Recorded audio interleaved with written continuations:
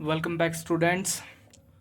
आज से मैं ज्योग्राफी की एक नई सीरीज़ शुरू करने जा रहा हूँ जिसमें मैं अभी ज्योग्राफी का आपको बेसिक्स क्लियर कराऊंगा। ठीक है, क्या कराऊंगा इसमें? मैं ज्योग्राफी का आपका बेसिक्स क्लियर कराऊंगा जो आगे आपको स्टैंडर्ड बुक्स पढ़ने में मदद करेगा। चिंता मत करो बिल्कुल भी, बहुत इजी है, बहुत इजीली हो जाएगा। बस आप क्या करना है, आपको मेरा चैनल सब्सक्राइब करना है और वीडियो को स्टार्टिंग से देखना है। ठीक है, बहुत ही सिंपल लैंग्वेज में समझाऊंगा।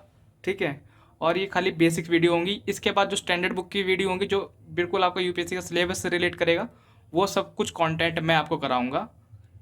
लेकिन इस वाली सीरीज़ में खाली आपका बेसिक क्लियर करूँगा, उसके बाद हम स्टैंडर्ड बुक पढ़ेंगे ज्योग्राफी की। आइए स्टार्ट करते हैं आज से। तो पहले चैप्टर में आज हम बात करेंगे अर्थ की और उसके सोलर सिस्टम की। जो हमारा अर्थ है और सोलर सिस्टम, तो ज्योग्राफी का पहला लेक्चर हमारा यहीं से शुरू होता है, बेसिक्स का। ये हमारा बेसिक्स लेक्चर 1 है। चलो स्टार्ट करते हैं। देखो, अगर हम बात करें अर्थ और सोलर सिस्टम, हमें पता है कि हमारे सोलर सिस्टम में कितने प्लैनेट हैं? 7। लेकिन उसमें बहुत सारी ऐसी चीज़ें हैं जो शायद आपने पढ़ी हैं, पहले पढ़ी हैं, लेकिन अभी आपको याद नहीं है।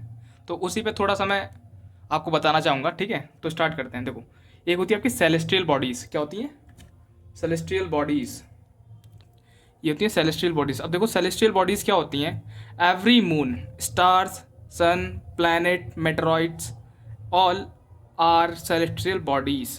ठीक है, ये क्या बोल रहा है कि ऐसी कोई सी भी चीज़ जो यूनिवर्स में एग्जिस्ट करती है, जिसका कोई मास है, जो प्रेजेंट है, ठीक है, वो सभी सेलेस्टियल बॉडी हैं। जैसे कि मून भी हो गया, स्टार्स हो गए, ठीक है, सन हो गया, प्लैनेट्स हो गया, मीटरॉइड्स हो गए। तो जितनी भी मतलब सराउंड करती है, घूमती हैं, जितनी भी चीज़ें हैं, उन हम सबको सेलेस्टियल बॉडीज़ बोलते हैं। ठीक है, ऐसा बोल सकते हो कि सेलेस्टियल बॉडीज़ बहुत सारी होती है, जैसे कि मून भी हो गया, स्टार हो गया, सनलाइट, सब कुछ हो गया। ठीक है, अब देखो, चेंजिंग शेप्स ऑफ मून। अब हम मून के बारे में देखेंगे। आपको पता है मून भी क्या है? मून भी क्या है बताओ? अभी बताया मैंने, मून भी एक सेलेस्टियल बॉडीज़ है। अब हम देखेंगे जो शेप्स हैं, जो मून की शेप्स हैं, वो कैसे चेंज होती हैं। कभी आपने देखा होगा, कभी आधा चांद दिखता है, कभी पूरा चांद दिखता है, कभी बहुत ही कम दिखता है, ठीक है, और कभी दिखता ही नहीं है। तो वो सब क्या है, वो देखते हैं हम कैसे। देखो, जो फुल मून होता है वो हमें पूरा दिखाई देता है उस टाइम पे। जिस दिन फुल फुल मून नाइट होगी ना, तो उस दिन क्या होगा? पूरा चांद दिखेगा हमें। ठीक है, और उसे हम हिंदी में कुछ बोलते हैं, क्या बोलते हैं उसे? पूर्णिमा। ठीक है, तो एक ये टर्म है, इसे भी याद रखना कि जब फुल मून होता है उस वाली नाइट को हम बोलते हैं पूर्णिमा की रात है। आज बोलते हैं ना बहुत सारे, आज पूर्णिमा की रात है भाई। ठीक है, तो वही चीज़ है। न्यू मून, न्यू मून होता है अमावस्या, जब हमें खाली उसकी बाउंड्रीज बाउंड्रीज दिखाई देती हैं, मतलब चांद की हमें खाली बाउंड्रीज दिखाई देती है कि भाई यहाँ तो है, चांद तो है, लेकिन हमें उसकी खाली बाउंड्रीज बाउंड्रीज दिखाई दे रही है। उसे हम बोलते हैं अमावस्या। क्या बोलते हैं? अमावस्या, जब हमें खाली ओनली बाउंड्रीज बाउंड्रीज ही दिखाई देती हैं। ठीक है, अब देखो, मून के बहुत सारे फेज होते हैं। अब ठीक है, कुछ फेज होते हैं मून के, वो हम देखते हैं। देखो, फेजेस ऑफ द मून, देखो क्या क्या होते हैं। सबसे पहला होता है आपका फुल मून। ठीक है, सबसे पहला होता है आपका फुल मून। फिर क्या होगा? वेनिंग गिबोस मून, वैनिंग गिबोस मून। ठीक है, अभी आप देख लेना है, ये से बोलते हैं। फिर इसके बाद मतलब ये स्टेजेस हैं बेसिकली। यहाँ से स्टार्ट होता है और यहाँ से ऐसे करके रोटेट होता है। ये यहाँ से स्टार्ट होगा ये, और ऐसे जाएंगे ये। पूरी एक स्टेज कंप्लीट करने के बाद वही साइकिल वो दोबारा रिपीट करता है अपना मून ना। तो सबसे पहले गिबस मून होता है, उसके बाद लास्ट क्वार्टर हाफ मून होता है, ठीक है, उसके बाद वैनिंग सीक्रेंट मून होता है, फिर न्यू मून होता है जब हमें खाली बाउंड्री दिखाई जाती है, जिसे हम अमावस्या भी बोलते हैं। ठीक है, और फिर उसके बाद वैक्सिंग क्रीसेंट मून होता है, फर्स्ट क्वार्टर हाफ मून होता है, फिर वैक्सिंग गिबस मून होता है। तो बस वही है बेसिकली। तो ये तो खैर आपको याद नहीं रखना, लेकिन मैंने आपके फिर भी नॉलेज के लिए बता दिया। फेजेस ऑफ द मून इतने होते हैं। आप खाली ये याद रखते हो कि कितने टाइप के होते हैं। 1 2 3 4 5 6 7, 7 टाइप के फेज होते हैं मून के। ठीक है, चलो अब आगे पढ़ते हैं। इसे याद रखने की जरूरत नहीं है, पर बेसिक ये याद रखना। अब देखो, एक चीज़ और बताना भूल गया मैं आपको। ये देखो, मून कंप्लीट्स रिवॉल्यूशन अराउंड अर्थ इन 27 डेज। जो मून अर्थ के रिवॉल्व जो अराउंड करता है मून, तो अपना एक रिवॉल्यूशन अर्थ के अराउंड 27 डेज में कंप्लीट करता है, ये याद रखना। अच्छा, जो रिवॉल्यूशन होता है, क्या बोलते हैं, रिवॉल्यूशन होता है, और क्या होता है? रोटेशन होता है। वो दोनों अलग अलग मोशन होते हैं, पता है ना आपको? तो क्या होते हैं दोनों, मुझे कमेंट में बताना। ठीक है, तो जो रिवॉल्यूशन होता है मतलब कि जो अर्थ के अराउंड मून घूमता है, ठीक है, जो हमारी अर्थ है वो सन के अराउंड घूमती है और मून जो है हमारा वो अर्थ के अराउंड घूमता है। तो वो 27 डेज लेता है एक रिवॉल्यूशन कंप्लीट करने में। ठीक है, तो ये मैं बताना चाहता, आगे देखते हैं। देखो, moon revolves around its axis and the earth. ठीक है, मून क्या बोल रहा है, जैसे कि हमारी अर्थ क्या हमारी एक तो अपने ही एक्सिस पे घूमती है। ठीक है, और दूसरी बात ये हमारा जैसे सन है, सपोज करो ये सन है और इसके अराउंड भी घूमती है। तो एक तो पहली बात अपने एक्सिस पे ही घूमती है, दूसरी बात वो सन के अराउंड भी घूमती है। ठीक है, तो इसी तरह से हमारा मून भी है। मून क्या करता है, पहली बात तो वो अपने एक्सिस पे घूमता है और दूसरी बात वो अर्थ है, जैसे ये अर्थ है तो अर्थ के अराउंड भी घूमता है। तो वही है कि moon revolves around its axis, अपने एक्सिस पे भी घूमता है एंड अर्थ के अराउंड भी घूमता है, मतलब अर्थ के चारों तरफ भी घूमता है और अपने एक्सिस पे ही घूमता है। ठीक है, earth revolve around the sun and its axis. ठीक है, अभी क्या बोल रहा है, जैसे अभी मैंने आपको बताया ये अर्थ जैसे कि सेम एज अर्थ रिवॉल्व, जैसे अर्थ रिवॉल्व करती है सन के अराउंड और अपने एक्सिस पे। ठीक है, वैसे ही हमारा मून है जो अर्थ के अराउंड और अपने एक्सिस पे भी रिवॉल्व करता है। ठीक है, due to the bright sunshine we can not see the stars during day night. ठीक है, ये क्या बोल रहा है कि जब क्या होता है, जब सनशाइन आती है, जब धूप निकलती है, तब क्या होता है कि हम किसी भी स्टार को नहीं देख पाते। ऐसा क्यों होता है? ठीक है, stars the object that have their own heat and light. ठीक है, स्टार्स किसे बोलते हैं? अगर डेफिनेशन आई स्टार्स की तो क्या बोलोगे? वैसे डेफिनेशन आएगी नहीं, लेकिन फिर भी नॉलेज में बता देता हूँ कि स्टार्स क्या होते हैं, जिनके पास अपनी अपनी खुद की लाइट होती है, खुद की एनर्जी होती है, खुद का सोर्स होता है एनर्जी का, उसे हम बोलते हैं स्टार्स। उसे क्या बोलते हैं? स्टार्स बोलते हैं। ठीक है, the object that have their own heat and light. ठीक है, तो इसलिए हम क्या बोलते हैं, सन क्या है? एक स्टार है। सन भी हमारा क्या है? एक स्टार है। So sun is also a star. We are not able to feel the heat of the stars due to far distance between earth. अच्छा, जो हमारे स्टार्स होते हैं आप देखते हो, तो वो भी हमारे क्या हुए? स्टार्स को स्टार इसलिए बोलते हैं क्योंकि उनके पास खुद की एनर्जी होती है। ठीक है, तो स्टार्स भी तो हमें चमकते चमकते हैं, लेकिन हमें उसकी हीट क्यों नहीं पता चलती? बताओ। हीट हमें उनकी इसलिए नहीं पता चलती क्योंकि जो हमारा डिस्टेंस, सपोज करो ये हमारा सन का डिस्टेंस है और ये हमारी अर्थ है। ठीक है, ये सन है, ये अर्थ है, तो इनके जो बीच का डिस्टेंस है वो क्या है? बहुत कम है। ठीक है, बहुत ही ज़्यादा कम है। लेकिन अगर मैं बात करूँ, ये हमारी अर्थ है और ये हमारे स्टार्स हैं, तो इसमें जो डिस्टेंस है, बीच का जो डिस्टेंस है वो क्या है? वो ज़्यादा है। क्या है? वो ज़्यादा डिस्टेंस है। देखो, जैसे हमारा ये सन है और ये हमारी अर्थ है। ये हमारी अर्थ है और ये हमारा सन है, और ये हमारी अर्थ है, ये हमारा स्टार है। ठीक है, तो जो हमारे अर्थ है, अगर उसके अर्थ का और सन का डिस्टेंस देखें तो वो बहुत कम है। लेकिन अगर हम देखें अर्थ का और स्टार का डिस्टेंस, वो बहुत ज़्यादा है। तो इसलिए हमें स्टार की जो हीट है वो हमें क्या नहीं होती? फील नहीं होती। ठीक है, होते वो भी बहुत गर्म है, हाँ, बल्कि वो सन से भी ज़्यादा बड़े होते हैं कुछ स्टार्स। ठीक है, लेकिन वो क्यों नहीं, उनकी हीट हमें क्यों नहीं पता चलती? क्योंकि वो बहुत ज़्यादा डिस्टेंस पे होते हैं अर्थ से। ठीक है, अब देखिए हम कॉन्स्टलेशन क्या होता है। कॉन्स्टलेशन, देखो कॉन्स्टलेशन बताता हूँ। कॉन्स्टलेशन होता है द ग्रुप ऑफ स्टार्स। ठीक है, एक ऐसा ग्रुप होता है स्टार्स का जो क्या करता है, कोई ना कोई फॉर्म बना रहा होता है, फॉर्म्स वेरियस पैटर्न, कुछ ना कुछ पैटर्न बना रहा होता है। दीज आर कॉल्ड कॉन्स्टलेशन, उसे हम बोलते हैं कॉन्स्टलेशन है भाई। जैसे आपने कभी रात में नोटिस करा होगा, कभी जो स्टार्स, कभी देखना आप ना, तो रात में क्या होगा कि कुछ स्टार्स का ग्रुप होगा जो कुछ ना कुछ शेप ऐसी बना रहे होंगे। देखो, उसमें से मैंने कुछ शेप्स ली हुई हैं जो इंपॉर्टेंट है।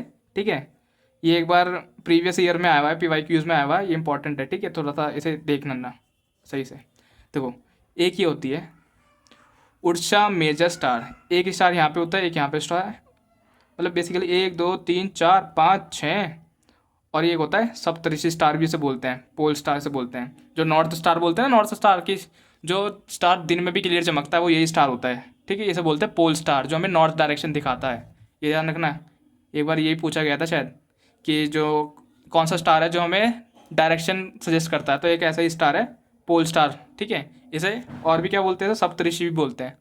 सप्तऋषि क्यों बोलते हैं? क्योंकि इसमें 7 स्टार होते हैं। 7 स्टार का इस्तेमाल होकर ये एक फिगर बना रहा होता है। अच्छा, किसकी फिगर बना रहा है ये बनाता है एक बियर की, एक बियर की फॉर्म बनाता है ये, उसे बोलते हैं उर्सा मेजर। इंग्लिश में से बोलते हैं उर्सा मेजर, हिंदी में से बोलते हैं सप्तऋषि, और ये बनाता है एक बियर की फॉर्म। ठीक है, अब एक होता है ऑरियन। अच्छा, ऑरियन का मतलब क्या होता है? ऑरियन को बोलते हैं हम हंटर, मतलब कि एक सिपाही बनता है, ये सिपाही की फॉर्म बनाता है, ये भी स्टार्स होते हैं। ये देखना, ये होता है कैसियोपिया, ये होती है ब्यूटीफुल लेडी सिटिंग, ये हाँ, ये ब्यूटीफुल लेडी को दिखाता है जो चेयर पे बैठी होती है। ठीक है, और एक होता है लियो मेजर जो लॉयन को दिखाता है, लॉयन को रिप्रेजेंट करता है। तो बस ये देख लेना, नाम पढ़ लेना कि कैसियोपिया किसको रिप्रेजेंट करता है, beautiful lady sitting on a chair, ठीक है। ओरियन एक द हंटर हो गया, और जो उर्सा मेजर हो गया ये आपका बियर स्टार हो गया। बस इसमें ये ध्यान रखिए जो पोल स्टार होता है खाली वही एक ऐसा स्टार है जो हमें डायरेक्शन बताता है, ठीक है। चलो आगे देखते हैं अब।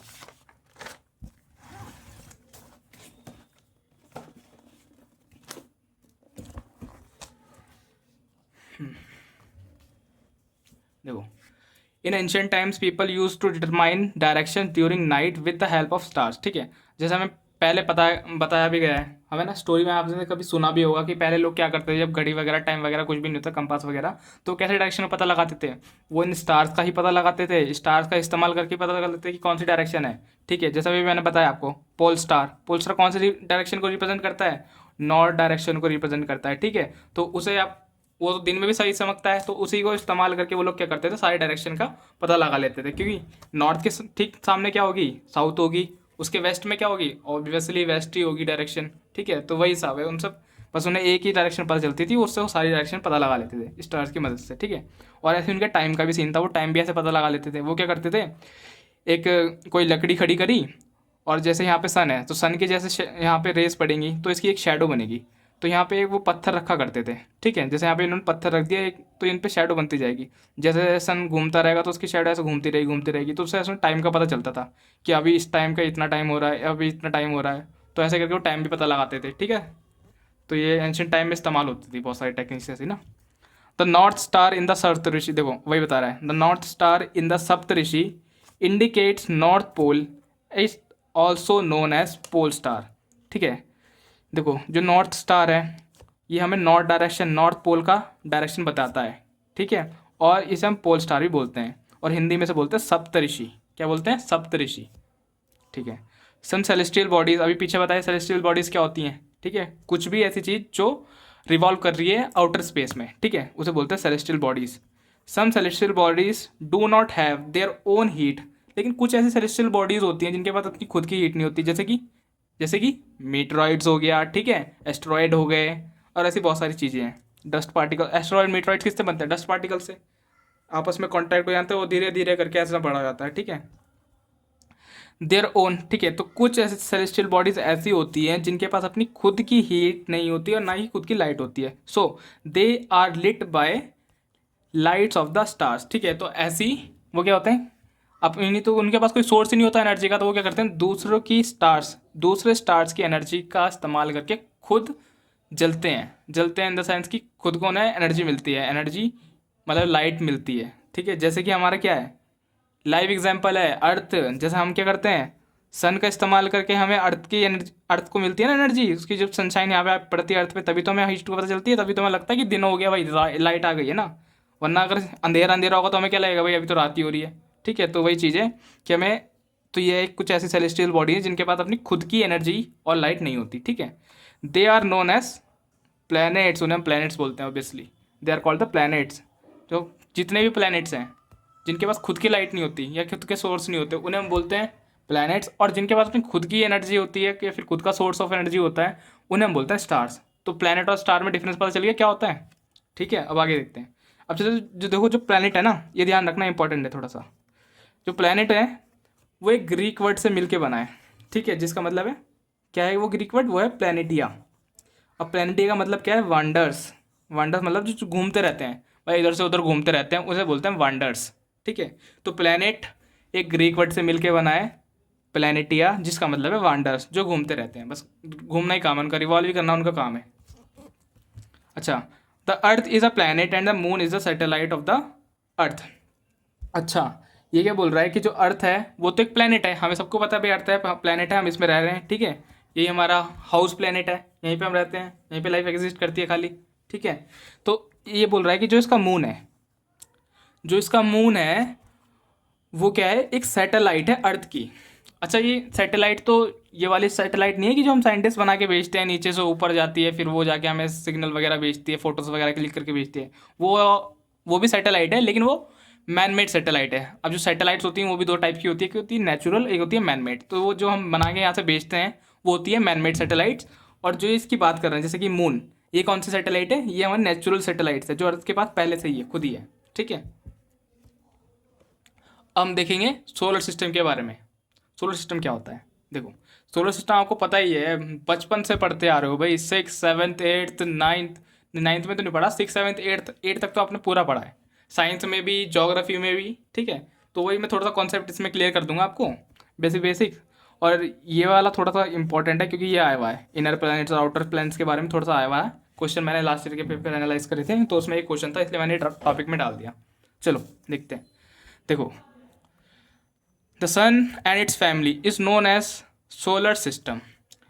अब जो सन है और जो इसकी फैमिली है, इसकी फैमिली क्या है, जितने भी प्लैनेट्स हैं, Mercury, Venus, Earth, Mars, Jupiter, Saturn, Uranus, Neptune, ठीक है, ये सब क्या है, इसकी फैमिली है। तो सन और इसकी फैमिली, इन सबको मिला के अगर हम कंबाइन कर दो तो ये सोलर सिस्टम बनता है, ठीक है। जैसे कि आप हो गए, आपकी मम्मी होगी, आपके पापा हो गए, ठीक है, और आप हो गए, तो आप सबको मिला के क्या बनती है, एक फैमिली बनती है ना। उसी तरह से सन की भी एक फैमिली है, सन की फैमिली को ही सोलर सिस्टम बोलते हैं। सन की फैमिली के मेंबर्स कौन है, Mercury, Venus, Earth, Mars, Jupiter, Saturn, Uranus, Neptune, ठीक है। तो पहले एक और प्लैनेट था। अच्छा, कौन सा प्लैनेट था वो, जो बोलते हैं फट गया था, ठीक है। तो मैं बेसिकली वो क्लियर कर दूं आपके डाउट, वो फटा नहीं था। पहली बात, वो डॉर्फ प्लैनेट डिक्लेयर कर दिया गया था, ठीक है। डॉर्फ प्लैनेट क्या होते हैं वो भी मैं बाद में बताऊंगा आपको, ठीक है। अभी आप आगे देखो। The sun The sun, 8 planets, satellites, and some other celestial bodies are known as asteroids. Meteoroids form the solar system, ठीक है। अब देखो सोलर सिस्टम में क्या क्या होता है, क्या क्या बोला ना, देखो, एक सन होता है, 8 प्लैनेट्स होते हैं, सैटेलाइट्स होती हैं, हर प्लैनेट्स की अपनी अलग अलग सैटेलाइट्स होती है, ये ध्यान रखना, हर प्लैनेट्स की अपनी अलग अलग सैटेलाइट्स होती है।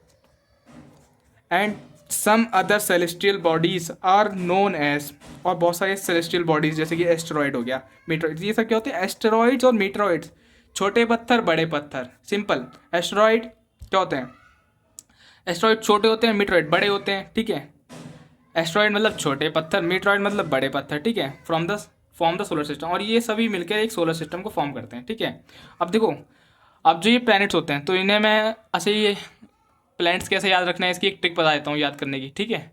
तो देखना चाहोगे क्या ट्रिक है, चलो मैं पहले आपको ट्रिक ही बता देता हूँ। यहाँ पे मैं नीचे लिख रहा हूँ, देख लेना। माई वेरी एफिशिएंट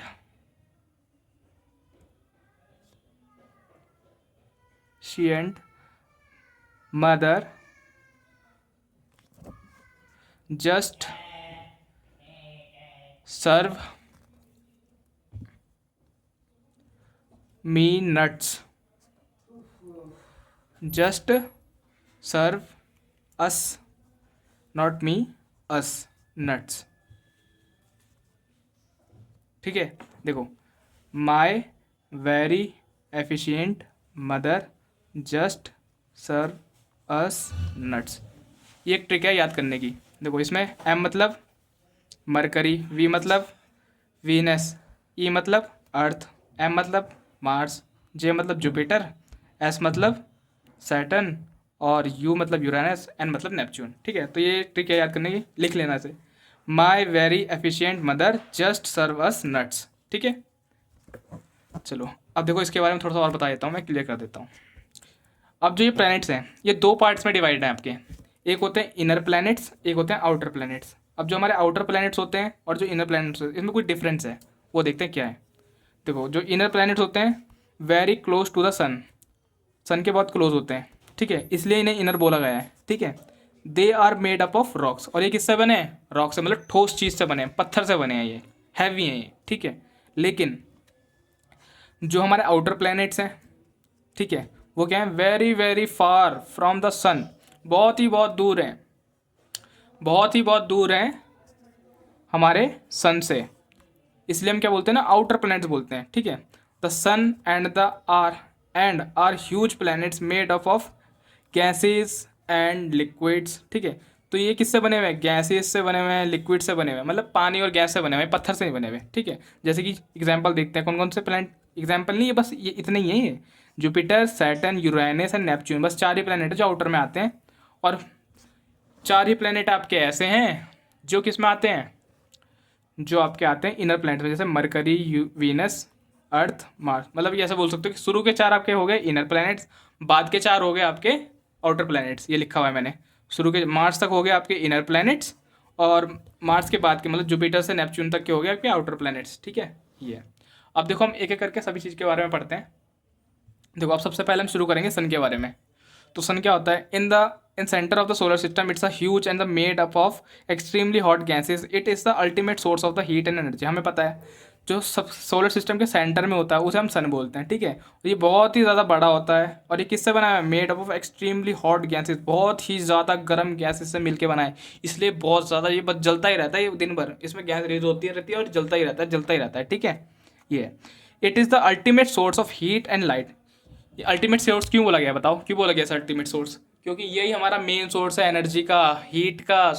जो लाइट का सोर्स है मेन हमारा कौन है? सन ही है, सभी से सबसे बड़ा सोर्स ऑफ एनर्जी है, ठीक है, ये याद रखना। Ultimate source of energy is sun. It provides the pulling source, ठीक है, ये क्या? पुलिंग फोर्स प्रोवाइड करता है that bind the solar system, ठीक है।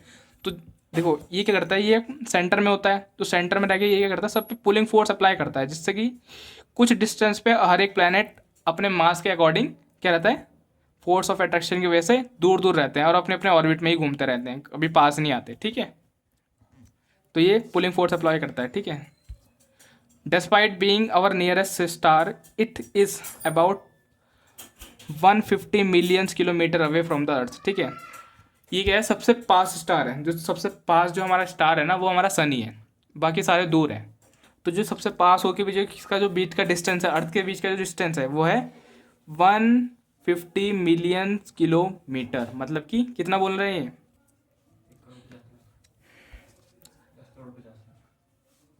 ठीक है, तो 150 million kilometre away far from the अर्थ। चलो अब आगे देखते हैं।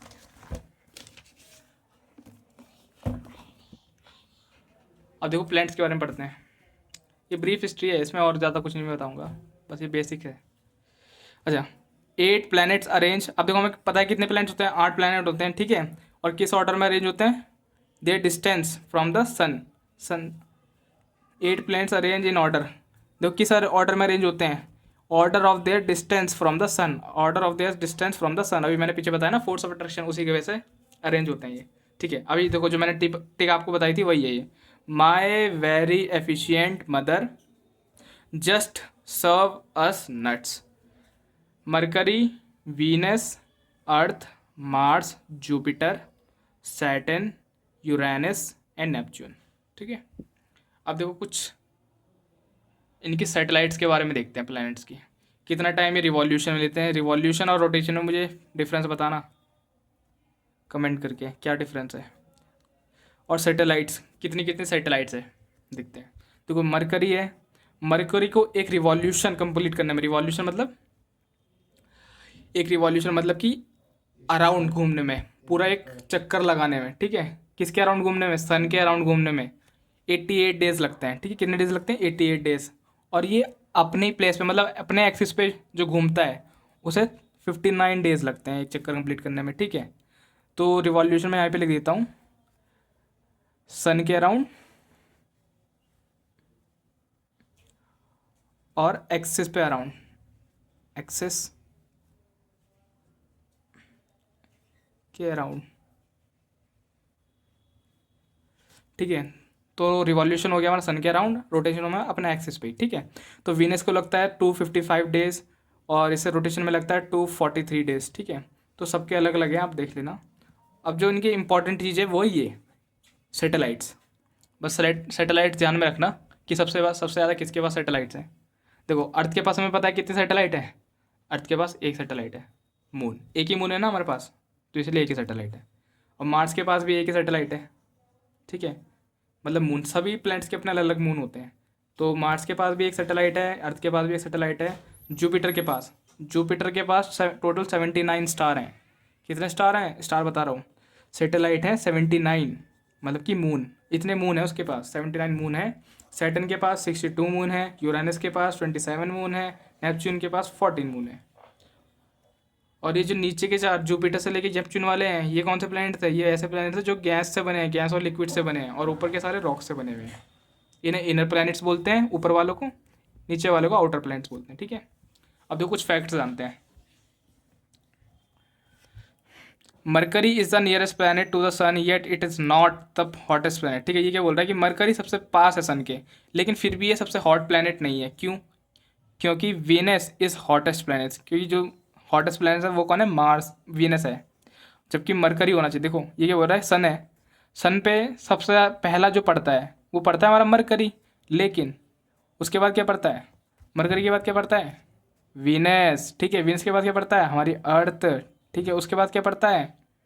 उसके बाद जो भी पड़ता हो चलो वो बाद में देख लेंगे, लेकिन मैं आपको एग्जांपल बता रहा था अभी। देखो सन, अब ये सन है, सबसे पहला जो प्लेनेट है, सबसे नियर जो प्लेनेट है सन के, वो है मरकरी। ये बोल रहा है कि मरकरी सबसे पास होने के बावजूद भी सबसे गर्म प्लेनेट नहीं है। अच्छा क्यों नहीं है? और जो हमारा वीनस उसके बाद, वो सबसे गर्म प्लेनेट है, जबकि जो पास में है वो तो मरकरी है। ऐसा क्यों है? चलो, because mercury not have atmosphere, क्योंकि मरकरी के पास कोई एटमॉस्फेयर ही नहीं है भाई। हमारी अर्थ के पास क्या है? एटमॉस्फेयर। एटमॉस्फेयर समझते हो ना? एटमॉस्फेयर होता है गैसेस जो, और ये ऊपर क्यों नहीं जाती? क्योंकि ग्रेविटी ने होल्ड के रखती है, तो ये एक ही लेवल पर रहती हैं, तो ये एटमॉस्फेयर क्रिएट कर देती हैं। तो जब यहाँ से सनलाइट इनके अंदर आती है, एंटर करती हैं, तो इसी में रह जाती हैं वो। तो इससे ही हमारा अर्थ का जो टेम्परेचर है वो क्या होता है? गर्म रहता है। अगर वरना बाहर से जो ठंडी ठंडी हवा आएंगी ना, आप रह भी नहीं पाओगे, बर्फ़ में ही रहेगा, कोल्ड फिर से आइस शुरू हो जाएगी। ठीक है, तो एटमॉस्फेयर की वजह से ही हम ठंड से बचे हुए हैं। ठीक है, तो यही बोल रहा है कि मरकरी के पास अपना कोई एटमॉस्फेयर नहीं होता, इसलिए जो हॉटेस्ट प्लैनेट है सेकंड वो है वीनस। क्यों? क्योंकि वीनस के पास अपना एटमॉस्फेयर है, और ये सेकंड सबसे नियरेस्ट प्लैनेट है। और फर्स्ट नियर मरकरी है, लेकिन इसके पास अपना एटमॉस्फेयर नहीं है, इसलिए ये गर्म भी होता है और लेकिन एकदम ही ठंडा हो जाता है। ठीक है, अब देखते हैं, Venus is considered as earth twin. ठीक है, अब जो वीनस है उसे अर्थ का ट्विन भी बोला जाता है, मतलब अर्थ और वीनस भाई भाई हैं। क्यों बोला जाता है? Due to similarities. क्यों? क्योंकि इनके बीच में क्या है? सिमिलैरिटीज़ हैं बहुत सारी। देखो कौन कौन सी?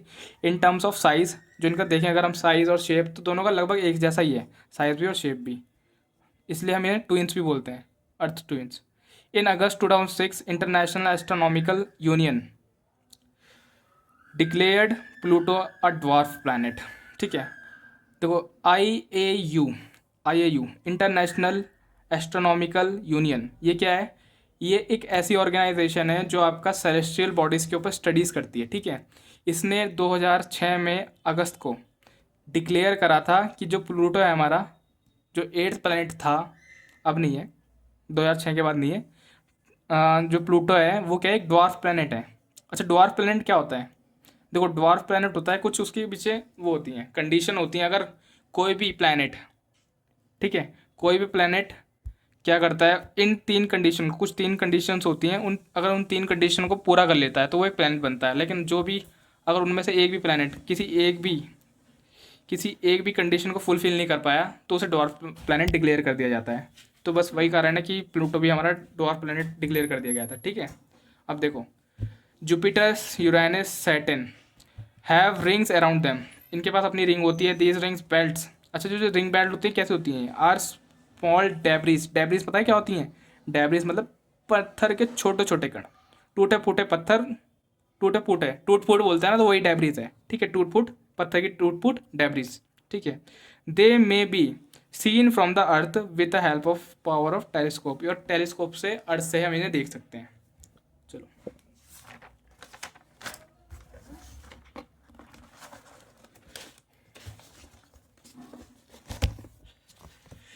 अब देखो अर्थ के बारे में पढ़ते हैं। हमारा प्लेनेट प्यारा अर्थ, देखो हमें पता है ये थर्ड प्लेनेट है नियरेस्ट टू द सन। ठीक है, हमारा अर्थ क्या है? थर्ड प्लेनेट है नियर टू द सन। अच्छा, अगर हम साइज़ की बात करें तो ये फिफ्थ नंबर पे आता है, फिफ्थ लार्जेस्ट प्लेनेट है हमारे सोलर सिस्टम का, हमारा अर्थ। ठीक है, it is slightly flattened at the pole side. अच्छा, अगर हम बात करें, हम अर्थ को कैसे रिकमेंड करते हैं? ऐसे करते हैं सर्कल में, लेकिन अगर हम बात करें, ये एक्चुअली ऐसे नहीं होती, बिल्कुल राउंड सर्कल नहीं, बिल्कुल परफेक्ट सर्कल नहीं होती है। ये कैसी होती है? थोड़ी जियोइड होती है। जियोइड मतलब कि थोड़ा साइड से ऐसे पटकी हुई से, मतलब फ्लैटेंड पोल्स होते हैं इसके। ठीक है, इसी को हम बोलते हैं, एक पर्टिकुलर टर्म से बोलते हैं इसे जियोइड। तो इस टर्म को हम क्या बोलते हैं? जियोइड। तो जो हमारी अर्थ की शेप है वो क्या है? जियोइड शेप की है। ठीक है, अच्छा, it described as a geoid, वही, तो इसी शेप को हम बोलते हैं जियोइड, जैसे मैंने आपको फिगर में दिखा रखा है बना के। जो इसकी नॉर्थ और साउथ पोल होते हैं ना, पोल्स जो साइड होती हैं वो थोड़ी फ्लैटेंड होती हैं। इतनी तो नहीं होती जितनी मैंने बना रखी है, बस वो मैंने आपको थोड़ा क्लियर हो जाए इसी वजह से आपको इतनी बना के दिखाई है। ठीक है, तो इसे हम जियोइड शेप बोलते हैं। तो हमारी अर्थ की शेप क्या है? जियोइड, ये याद रखना। अर्थ सपोर्ट्स लाइफ, अर्थ ही एक ऐसा इकलौता प्लेनेट है जो लाइफ को सपोर्ट करता है, ठीक है। Favourable conditions to support life, ठीक है। नाइदर टू हॉट, ना ही यहाँ पे ज़्यादा गर्म है ना ही ज़्यादा ठंडा है, ठीक है। हैज़ वाटर, और पीने के लिए पानी है और इनहेल करने के लिए ऑक्सीजन है, ठीक है। It also called blue planet, इसलिए हम इसे ब्लू प्लेनेट भी बोलते हैं क्योंकि ये लाइफ को सपोर्ट करता है। Earth is also called blue planet because it supports life. अब देखते हैं मून के बारे में, ठीक है।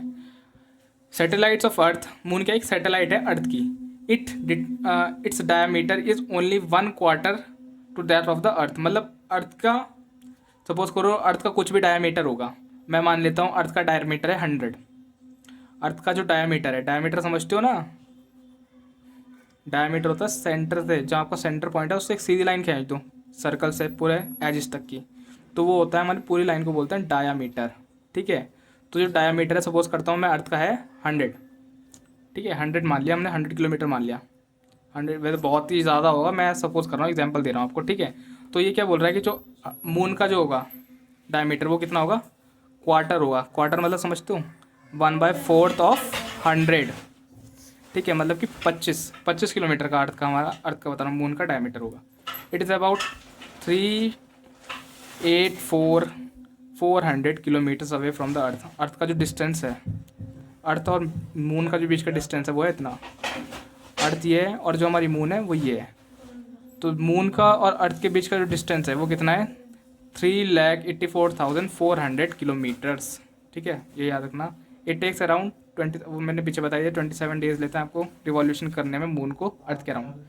स्पिनिंग टाइम, कितना टाइम लगता है ऐसे, spinning time of moon is same as earth, जैसे कि we always see the same face of the moon, ठीक है। ये क्या बोल रहा है कि जो स्पिनिंग टाइम है, स्पिनिंग टाइम मतलब कि ऐसे जो रोटेट, एक तो अपने एक्सिस पे रोटेट करता है वो, और जो हमारी अर्थ है वो भी स्पिन करती है। तो जो दोनों का स्पिन टाइम है, जो स्पीड है दोनों की, वो सेम है, ठीक है। इसलिए हमें मून का फेस अलग अलग दिखते रहते हैं, मतलब सेम होता है हमारी साइड से, इंडिया से। अब देखो एस्टेरॉइड्स और मेटेरॉइड्स क्या होते हैं, कुछ डिफरेंस है। एस्टेरॉइड्स मैंने अभी पीछे बताए थे, बड़े पत्थर, मेटेरॉइड्स स्मॉल पत्थर, ठीक है। तो big particles of rocks move around the sun. Asteroids में ऐसे बड़े पत्थर होते हैं जो सन के अराउंड घूमते हैं। They found between the orbits of Mars and Jupiters, ठीक है। Scientist believe that asteroids are the parts of the planet which have exploded many years ago, जो बहुत टाइम पहले ही एक्सप्लोड हो गए, फट गए थे, तो उनके जो बड़े बड़े कण हैं उन्हें बोलते हैं एस्टेरॉइड।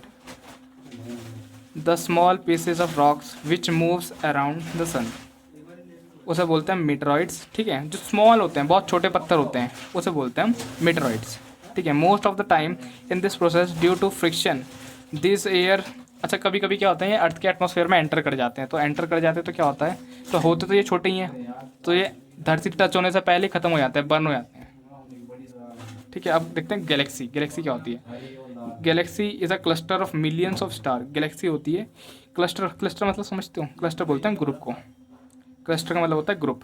तो ऐसा ग्रुप ऑफ स्टार्स, ठीक है, जो करते हैं मिलियन, जिसमें बहुत सारे मिलियंस ऑफ स्टार होते हैं एक क्लस्टर में, तो मिलियन ऑफ स्टार्स का एक गैलेक्सी बनती है, ठीक है, millions.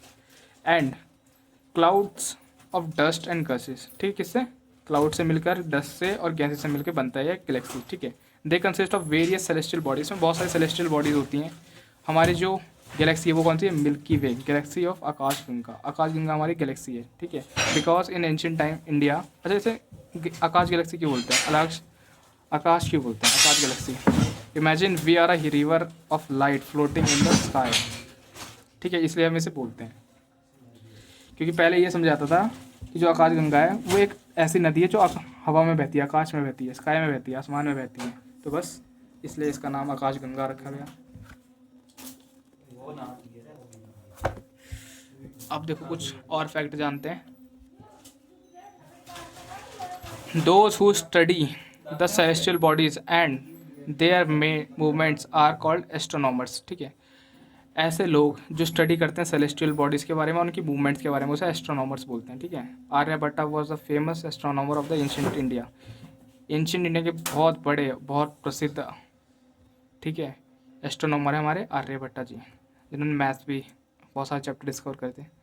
Light travels at the speed of about, अब जो हमारी लाइट है आपको पता ही होगा, जो साइंस के स्टूडेंट होंगे, कितने स्पीड से ट्रैवल करती है, 3 लाख किलोमीटर पर सेकेंड, मतलब इतनी स्पीड से ट्रैवल करती है हमारी लाइट, आप सोच सकते हो। Yet even with the speed the light, और इतनी स्पीड से ट्रैवल करने के बाद भी उसे 8